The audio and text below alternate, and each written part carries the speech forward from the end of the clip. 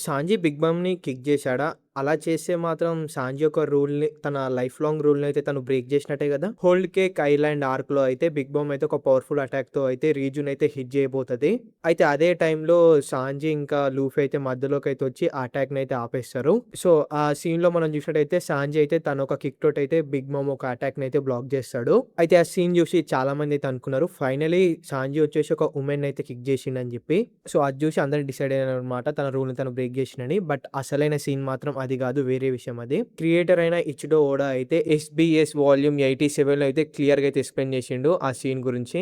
సాంజీ చేసింది అసలుకది అటాక్ గాదు. Pure defence అది. తన గోల్ వచ్చేసి బిగ్ బామ్‌ని అటాక్ జేయడం గాదు. తన సిస్టర్‌ని ప్రొటెక్ట్ జేసుకోవడం. సో, అందుకే బిగ్ బామ్‌కి డ్యామేజ్ గూడా ఏం కాలేదు. సాంజీ ఎప్పటికి తన రూల్స్‌ని అయితే బ్రేక్ జేయడు అని జెప్పి ఆన్సర్ అయితే జెప్పిండు. సో, అది బిగ్ మామ్ జేసింది అటాక్ గాదనమాట. అదొక ప్యూర్ డిఫెన్స్. తను జస్ట్ ఆ అటాక్‌ని బ్లాక్ జేసి తన సిస్టర్‌ని సేవ్ జేసుకుండు అంతే.